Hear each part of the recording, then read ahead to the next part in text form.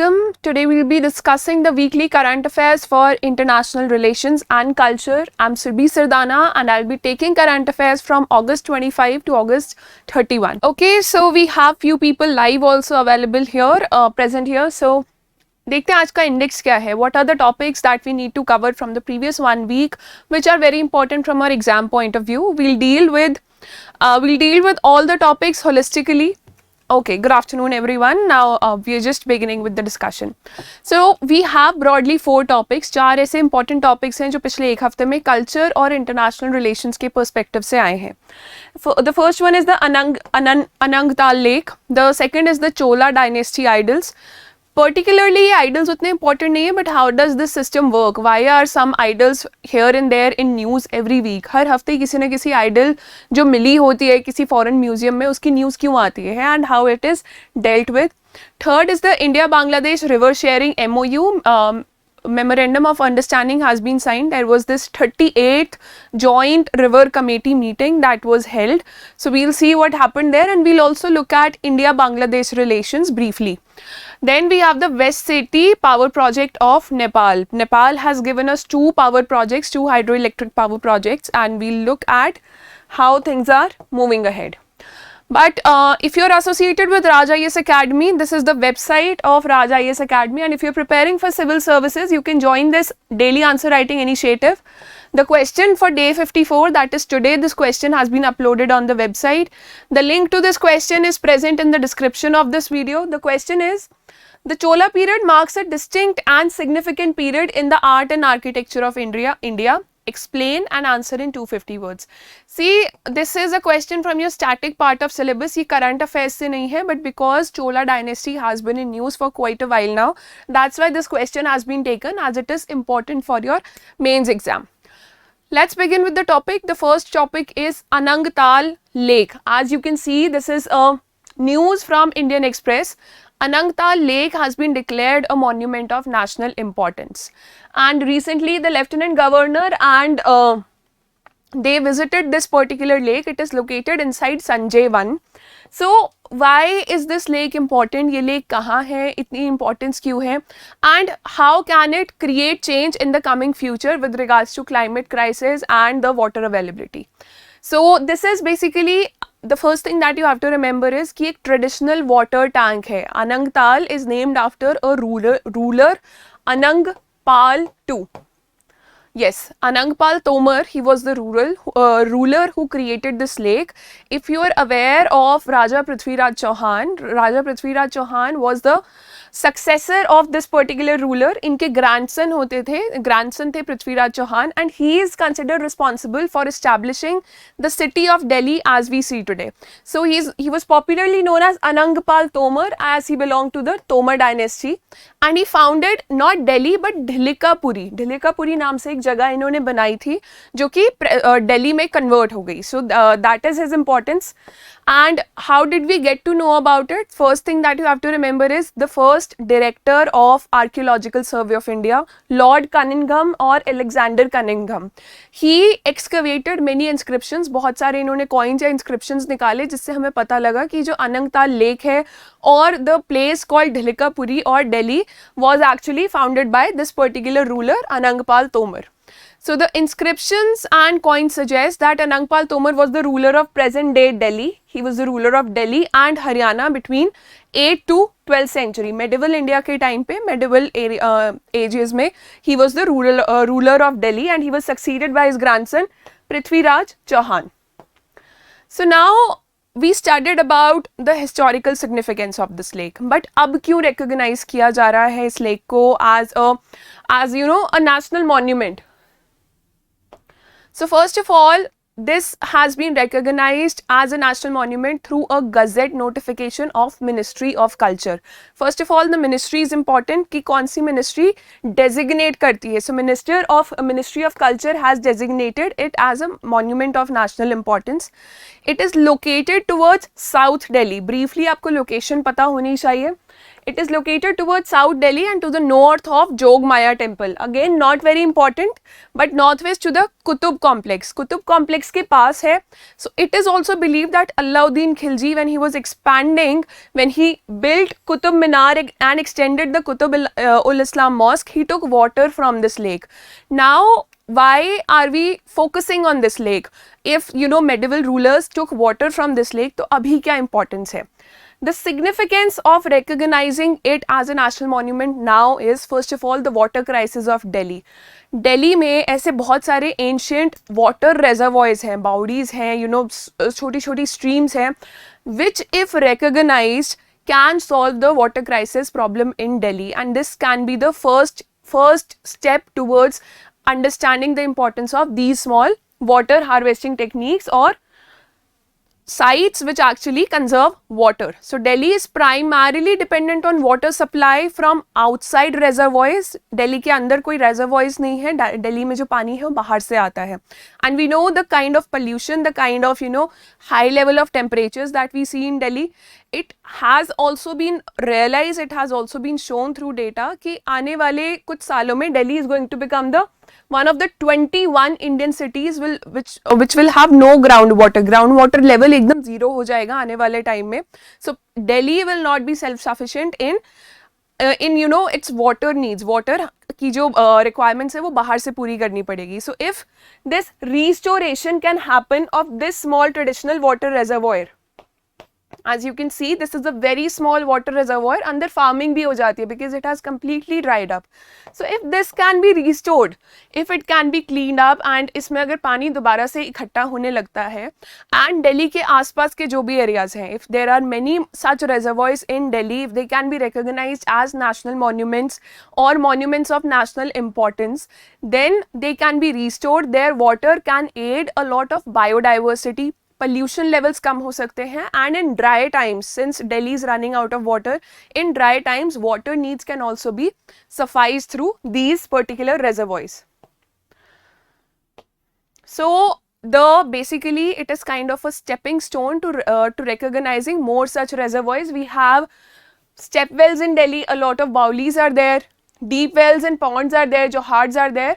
As the earlier cities, जो दिल्ली में जो पहले लोग रहते थे वो यमुना पे रिलाई नहीं करते थे, वो इन छोटे छोटे वाटर हार्वेस्टिंग टेक्निक्स के ऊपर या इन छोटे छोटे चीज़ों के ऊपर रिलाई करते थे जहाँ से पानी आता था. So recognition of this particular lake is very significant in the long run to prevent pollution, to supply water to Delhi and surrounding areas. So this was your first topic, Anangtal Lake. We discussed about historical importance, about its climatic importance and importance right now. Before moving on to the next topic, just let me know if you have any doubts. And then we'll begin. Idol Wing submits papers to retrieve 6 stolen Chola era idols from USA. अगर आप regularly current affairs follow कर रहे हैं, if you have been following current affairs regularly, you might have seen such news, especially in the Hindu newspaper from time to time. एक के बाद एक ऐसी न्यूज़ आती है कि कहीं से कोई ना कोई आइडल रिट्रीव हो गई, whether it's from South East Asia, sometimes from Indonesia, sometimes from some museums of developed countries. कभी कुछ लंदन के किसी म्यूजियम में कोई आइडल मिलती है, कभी यूएसए में मिलती है. So what is this concept about and why do newspapers make a headline out of it? So basically Indian temples or temples belonging to any religion in India, many of them have gold idols या अष्टधातु की idols होती हैं, and they are very expensive, not for the rate of gold that they contain in them. For example, these idols also. So not only for the rate of gold or metal inside them, but because they are very old and they have a lot of cultural significance. तो जितनी चीज़ पुरानी हो जाती है उतना ज़्यादा उसका international market में prices भी बढ़ जाते हैं. So not necessarily that these idols are of gold only or of ashtadhatu only, but they can be made out of stone also. And they can be of great cultural significance for the people who are staying there. For example, if it is an idol of a temple, for example, these idols which have now been found, they belong to the Veeracholapuram temple of Tamil Nadu. So this is a very old temple, एक बहुत ही पुराना temple है, and idols की बहुत ही cultural significance होती है. That's why if you go to like ancient temples or old temples, you'll see that there is a lot of security there, because people people see gods in them, people believe in such idols, and the cultural जो आपकी cultural जो significance है वो बहुत ज़्यादा important होती है.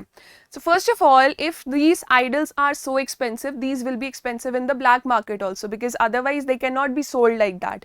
सो many times these idols are stolen. बहुत बारी चोरी कर ली जाती हैं ये आइडल्स. कई बारी पुलिस ऑफिशियल्स लोकेट भी नहीं कर पाते. Police officials are not able to locate them, and these idols are sold in the international black market. So there are many NGOs working in this regard. Police officials काम करते हैं. In fact if you see, there is this idol wing. Tamil Nadu government has created idol wing. एक special team बनाई गई है CID के अंदर. एक स्पेशल सेपरेट टीम है to locate idols which have been stolen, to bring them back to India. So such is the level, और इतने लेवल की ये प्रॉब्लम है, इतनी बड़ी ये प्रॉब्लम है, that a separate team had to be created. So from time to time, a lot of idols are located, and then the governments of both the countries request each other that this is something that belongs to the people of India, that belongs to a particular temple in India, so send them back to us. And these are done through a mutual legal assistance treaty. So mutual legal assistance treaties, they are signed between various countries. बहुत सारी countries में आपस में mutual legal assistance treaties sign की जाती हैं. What are these treaties? These we'll do them right now. Basically अभी जो आइडल्स लोकेट की गई हैं, the idols that have been located right now are in a museum. किसी एक म्यूजियम में फाइंड की गई हैं in United States of America. So the museum bought them, और somebody sold it to them, or they were auctioned in some international auction, and then museum has them placed there. So Tamil Nadu government through the central government has requested United States की government को उन्होंने request किया that these are the idols that belong to Veeracholapuram temple and send them back to us, because we have a mutual legal assistance treaty with United States of America. Under these types of treaties, whatever crimes are being conducted in India or in United States of America, through which some information given by the other country can help support fight that crime. For example, idols चोरी हो गई. If USA supports it, then this crime can be stopped, and further crimes, they can be demotivated, and idols can be brought back. So basically information exchange करते हैं. अगर किसी country ने कुछ action carry out करना है under this treaty to prevent crimes in that in the other country where this treaty has been signed. So that is how it works. So basically, one such treaty is the mutual legal assistance treaty, in which in criminal matters ratified by the president in 2005, and basically it is about international cooperation between the countries to help minimize crime at an international level. So this was about MLAT, mutual legal assistance treaty. Now what they are saying is, the idol wing of Tamil Nadu, they are saying that we have been taking a soft approach, because this Indian subcontinent had one of the first civilizations, almost first civilization जो पूरी दुनिया में हुई थी, वो India में establish हुई थी, one of the first. So obviously we have a lot of antiquities. बहुत सारे ऐसे idols हैं, बहुत सारे ऐसे manuscripts हैं जो कि इंडिया में कितनी जगह हैं, जो कि some of them are not even in the notice of government. So when they are stolen, that is the time when their importance is realized. And when we go to such developed countries, for example, we are requesting USA. Many times developed countries do not send back those idols, because they belong to some private museum in the United States of America. So sometimes even the government does not have power.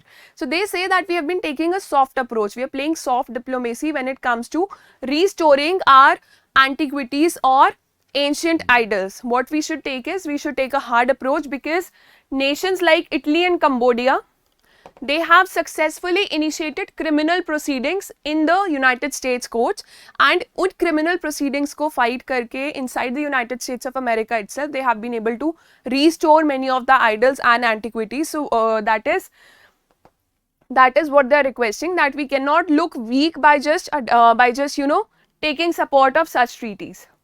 So soft diplomacy could be a long-term option, but we need to file cases also, especially the temple authorities can file a suit, because the idols belong to that particular temple.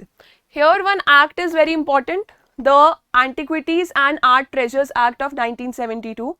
This act is enacted to regulate the export trade in antiquities and art. ये act के according कोई भी अगर antiquity, कोई भी idol, manuscript, painting, कुछ भी इस act के अंडर अगर इसके अंडर recognized है, if something is recognized under this act, then international trade of that particular item cannot take place except by central government or the authority authorized by the central government to export this antiquity or art treasure. So this is some act that you need to remember. Prelims में एक MCQ में पूछा जा सकता है that how are these antiquities protected. And the things covered under this act are sculptures जो छोटी मूर्तियाँ होती हैं, paintings are there and manuscripts are there. And these they can belong to any of the religions, just specify करना चाहिए. That's all, and let's learn in a short detail about the Chola dynasty. If you have read culture, you might know that Chola dynasty was one of the longest ruling dynasties in South India. Cholas defeated Pallavas to come into power in 9th century. So around, and they ruled for around 5 long centuries. So in the north, as we studied, that Anangtal Lake was the ruler around 12th century. In the south, around these centuries, Cholas were ruling. So the north and south, they are separated by Vindhyas. There was one very particular king who actually crossed and reached to the Ganga river. And he was known as the victor of Ganges. He was known as Rajendra Chola I. He was the higher or successor of Rajaraj Chola. Rajendra Chola I, he crossed the Ganges river and he reached to the banks of Ganga river and accessed a lot of territory on his way. He was known as Gangai Konda Cholapuram, victor of Ganga, या जिसने गंगा को गंगा तक जीत लिया हो. Territory was up to there, and he established a new capital near Tamil Nadu called the Gangai Konda Cholapuram, and because he received the title of Gangai Konda. So after his name, he established that capital. There is a very important temple that was built by him and बहुत अच्छा architectural marvel माना जाता है उस temple को. That is known as the Brihadishvara temple. And this Chola age is known as the golden age of South India or medieval India. So this was about this particular ruler. If you remember, the Sangam literature that was developed in the when Cholas were ruling in towards South India. Also Bhakti movement भी इसी time में आई थी South India में. So that is something, timeline is very important when you're studying ancient or medieval history, that what was happening in different parts of India in this particular century. So उसी के basis पर match the following answers भी आते हैं. If you're sitting for any other exams except for Union Public Service Commission's Civil Services examination, then this much information would be enough for you. So also Cholas established Indian subcontinent या जो southern India था as a very strong economic, political and military power. उन्होंने अपना जो rule है South East Asia तक भी extend किया था by crossing the ocean. So the PDF of this presentation will be available on our Telegram channel after this lecture in a few minutes. So you can take your notes from there. You don't have to write anything right now. If there are any doubts regarding these two topics, let me know. Let me know in the comment section or the chat section. Yes, Nanu, used material might not be very much costly. They could be made out of some stone. But if people regard those ideals as holy, अगर किसी चीज़ की बहुत मान्यता होती है तो वो चीज़ important हो जाती है. For example, old coins also or old inscriptions. Inscriptions क्या होता है? There are some places where stones are found and messages are written on them, and these messages they belong to medieval times or ancient times. So why do we store these inscriptions in museums? Because our cultural heritage is carried forward by such things. So whether they are idols, whether they are manuscripts, or whether they are paintings, inscriptions, anything, they hold a very big cultural importance for a country. See, we know our history because of these inscriptions or because of these idols.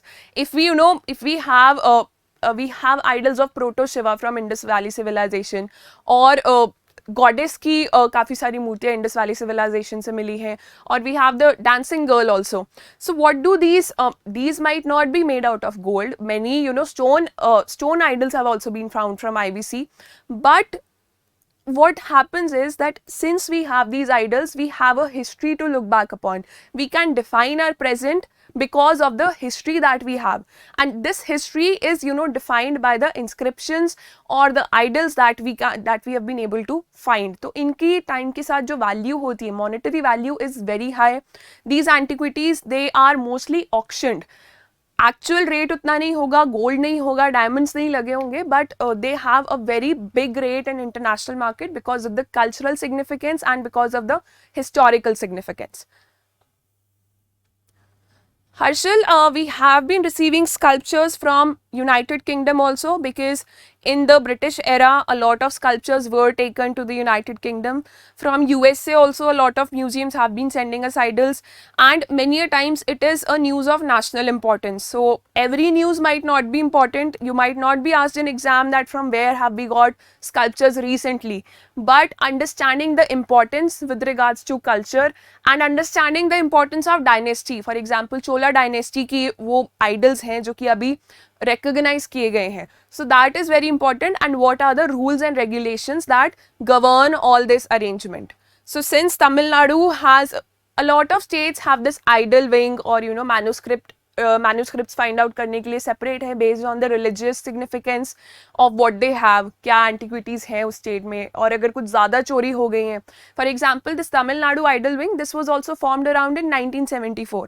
They realized that so many idols have been stolen from our state and they are of so much cultural significance that we need to have a separate team to investigate and to find out. So basically it comes under international crime only if idols are stolen. If you are somebody who stays in Himachal Pradesh, there are a lot of ancient temples and temples belonging to medieval age.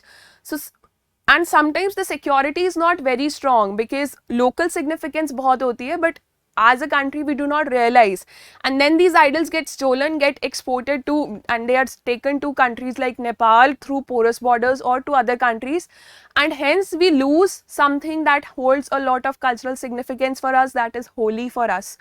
So that is it, that is all about it. So let's move on to the next topic. If there are any other doubts, just let me know.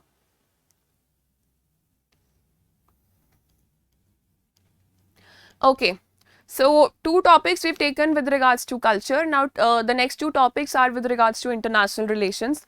दोनों ही rivers के regarding है. The first one is about river sharing agreement or river sharing memorandum of understanding between India and Bangladesh. The second one is about a hydroelectric power project with that is the West Sethi and Sethi power project in Nepal. So this was the headline in Indian Express. A lot of newspapers covered it. Delhi, Dhaka discuss sharing of river waters.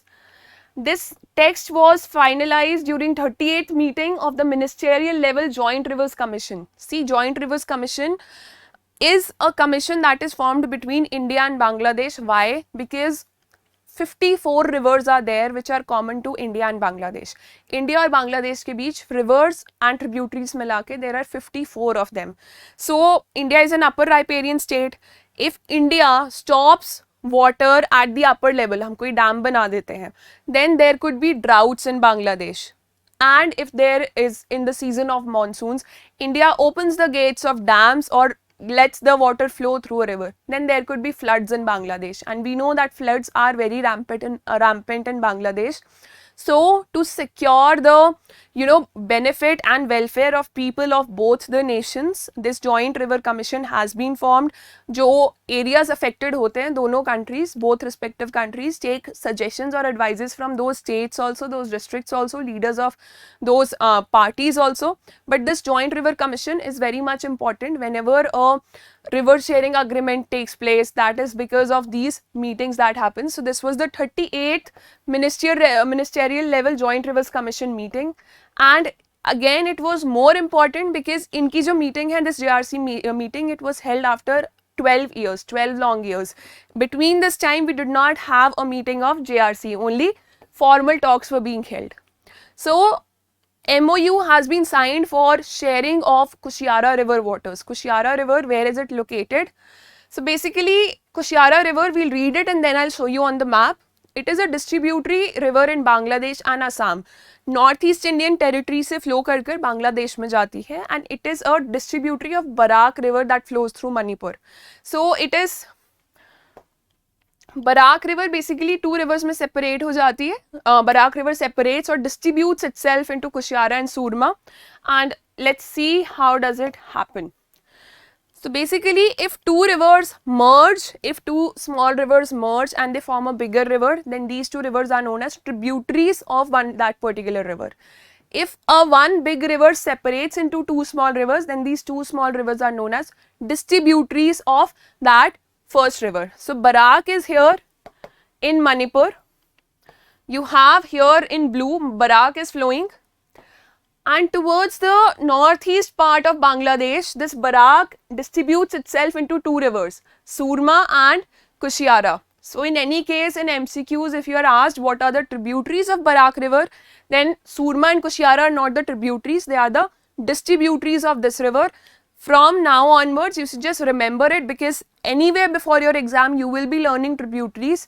So this will help you a lot in your MCQ questions. And if you want to know about the exact location, here in Manipur in the northeast India, and this is your Bangladesh. This area is your Bangladesh, and from here Barak separates into Surma and Kushiara rivers. So I hope the location is now clear to you. Yes. So discussions they were held on a number of issues. River की sedimentation बहुत problem होती है. River pollution is a lot of problem. Pollution might be caused by the upper riparian state also, and it goes to the lower riparian areas. For example, अगर India से pollution Bangladesh में जा रहा है, so that would be a problem. So a lot of discussions were held on issues of mutual interest. First of all was about water sharing of common rivers. How much water sharing is taking place, that is of no importance to you, because ये बहुत ही major river नहीं है. The sharing of flood data, very important, especially in months of drought before monsoon, जब पानी खत्म हो जाता है rivers में. This data is very important कि ऊपर वाले area से कितना पानी आ रहा है. If India sends that data to Bangladesh, and then how much help can they get? They can arrange water resources from elsewhere if they know that the water level in that particular river is not enough to support the water needs of our population which are staying in Bangladesh. Addressing river pollution, again a very big problem. Conducting joint studies on sedimentation management. See, agar northeast में, for example in Manipur, the boundary for river ends in Manipur and then it enters Bangladesh. But sedimentation of river, उसकी research तो proper river के लिए करनी पड़ेगी ना, from the place where it starts to place where it ends. Only then a thorough research can be carried out. So rivers do not follow any borders. Rivers, birds, natural resources do not follow any borders. It's us human beings and nations who have to create agreements, who have to adjust to the flows of such rivers and adjust our agreements accordingly. So river bank protection works will be there, and again just I told you that it is very significant because after 12 years this JRC has come to a meeting point. Now as I told you, there are 54 rivers that are shared between India and Bangladesh, out of which 7 have been identified earlier for developing the framework of water sharing. There is there are a lot of agreements for sharing of Teesta River or Teesta River waters, Brahmaputra River waters. So this is again a new one, MOU naya hai. Let's cover in brief some relations, some important political, trade relations and defense relations between India and Bangladesh in brief. So if you have any problem with the mapping part, if you are still not able to understand what is a distributary or where the river is located, just let me know in the chat section. And then we are beginning with the with the India-Bangladesh relations. Okay. So Bangladesh was carved out of Pakistan. Pakistan से अलग हुआ था in 1971 war, Indo-Pak war जो हुई थी, उसके बाद Bangladesh was formed. So obviously India was one of the first countries which recognized Bangladesh as a separate nation. So India was one of the first countries to recognize Bangladesh and establish democratic relations immediately after its independence in December 1971. Our relations have been very friendly with Bangladesh except for the Chittagong port जो कि बांग्लादेश ने China को lease पर दिया हुआ है. China is developing that port. That is something we do not like because that is a part of string of pearls. So we do not like China's presence so near to us, especially in the Indian Ocean, especially in Bay of Bengal. So otherwise our relations with Bangladesh have been very friendly. Internationally we meet each other. हम लोग बहुत cooperation करते हैं on these forums like SAARC, BIMSTEC, which is Bay of Bengal Initiative for International Trade, and cooperation, culture, trade, terrorism, everything is discussed under this. Then you have the Indian Ocean Coastal Region Cooperation Association, and Commonwealth is there. Obviously it is there because both the countries were ruled by Britishers at one point of time. Then if you come to trade and investment, most part जो trade है बांग्लादेश का, that is jute industry.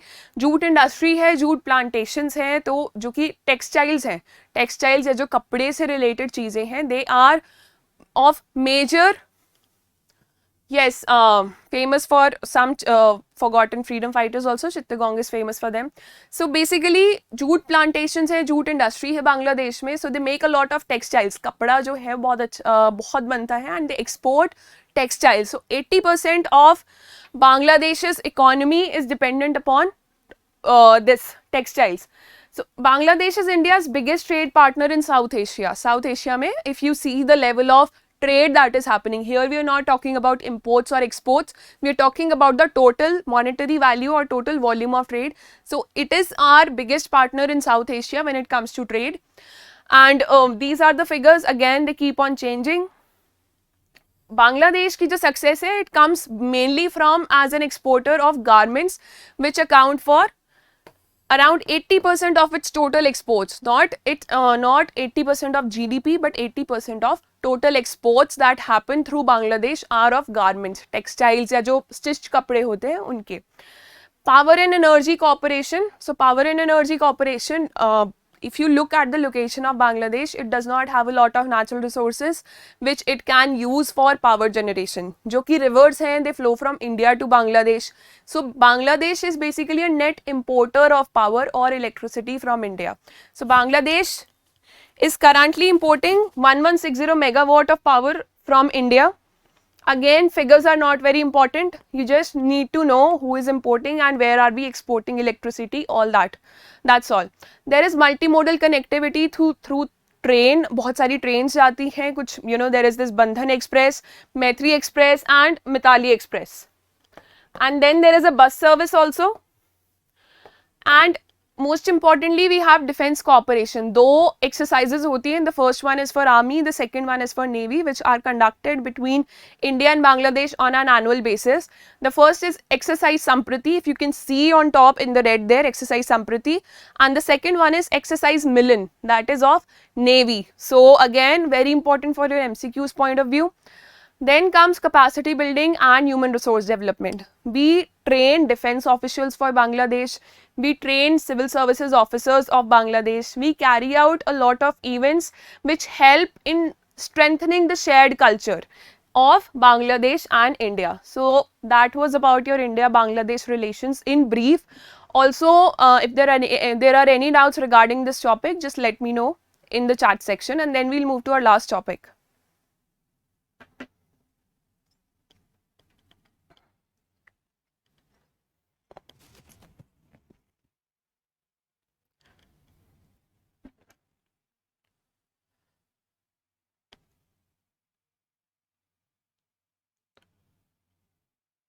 See, cultural relations, if you see, cultural relations can date back to when this partition of Bengal took place. Partition of Bengal, when it was, taking place, it was carried out by Lord Curzon. You can take back cultural relations to the 20th century also, that there was shared culture, Hindu-Muslim community shared that common brotherhood, that spirit of common brotherhood. Both the communities were living happily, and somewhere the freedom movement of India, or the entire Indian subcontinent from colonial rule, that has its seeds there in this part of area. So, okay Rohit, so we'll move on to the important power projects that Nepal has given to us. These two power projects, basically they had to be developed by China, but China did not develop them due to some reasons. So Nepal has given them to us. First of all, if you see the location of Nepal, you will see that on the top, on the northern side, it is surrounded by China, and on the southern side, it is surrounded by India. So it is basically sandwiched or landlocked between China and India. And the sad part is that China and India do not share very good relations with each other. So sometimes Nepal says, and Nepal has a lot of rivers flowing through them, and these are Himalayas. Nepal में Himalayas हैं, they are a very high size, they are a very big size, बहुत height है in Himalayas की. So it is a very good, place for developing hydroelectricity. But Nepal in itself is not a very rich nation, so it actually gives some hydroelectric power projects to other countries, and these two countries mainly are China and India. So for Nepal, we have been carrying out many infrastructural projects also in the past, and China has also been doing it. So there is a kind of competition that has loomed for a very long period of time in how much presence does India have in Nepal, kaun se projects India ne develop kiye hain, and that is always in competition with what projects China is developing. So basically Nepal is not a very rich country. They need to export something, they need to boost their economy, लोगों को poverty से बाहर लाना है, and it is a very new democracy. पहले monarchy था, now it is a democracy.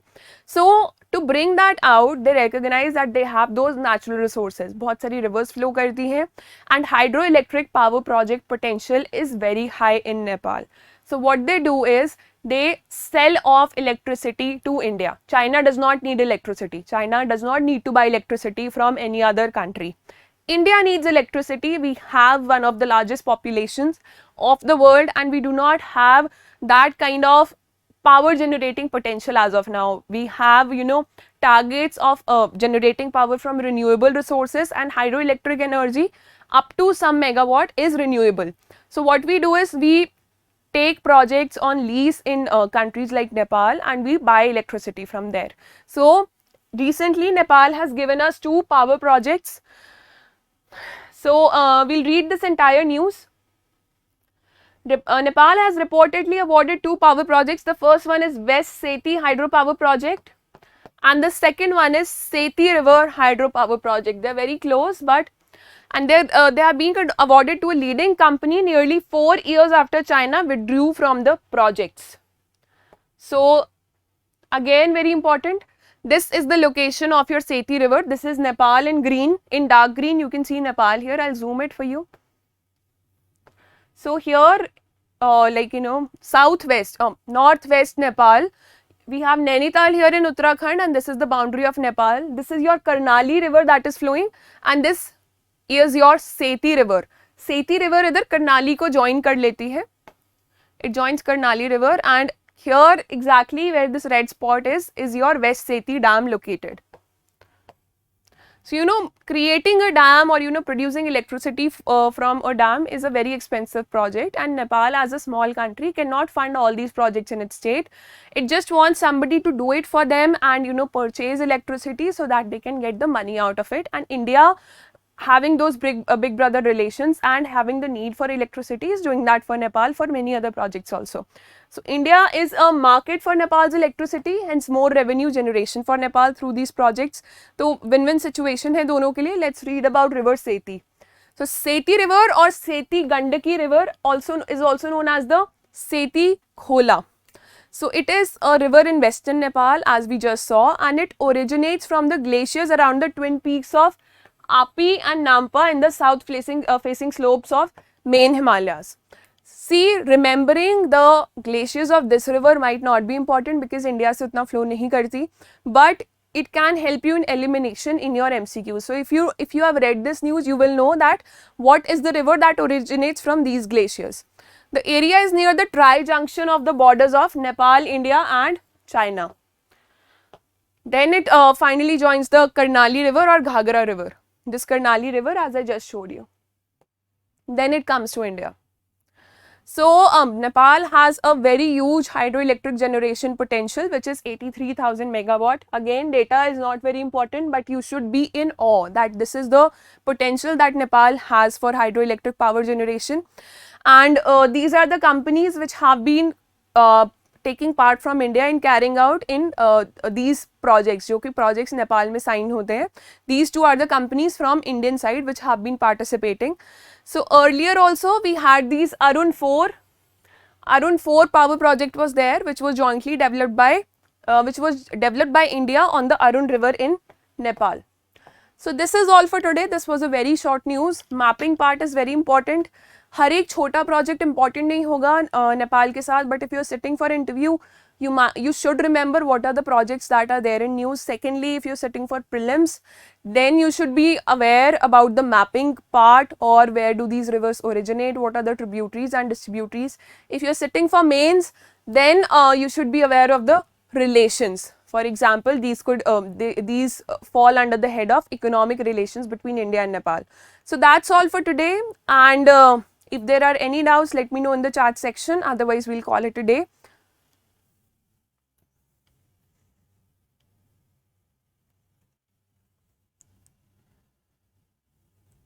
So, all right, then I'll see you next week on Wednesday. And also do participate in Seize the Mains. Every day we are carrying out answer writing discussion at 9 p.m. on our Telegram channel, on our YouTube channel. The PDF for this presentation, for this entire discussion, will be available on Telegram channel, Raj Malhotra IAS Academy, that is the name, and it will be available there, so you can. Yes, Rohit, Nepal is giving electricity to India, while we are giving electricity to Bangladesh. So Bangladesh is a net importer of electricity, and Nepal actually exports electricity to us. So thank you all of you. I'll see you next week with the science and tech, geography and environment discussion. Keep working hard and stay blessed.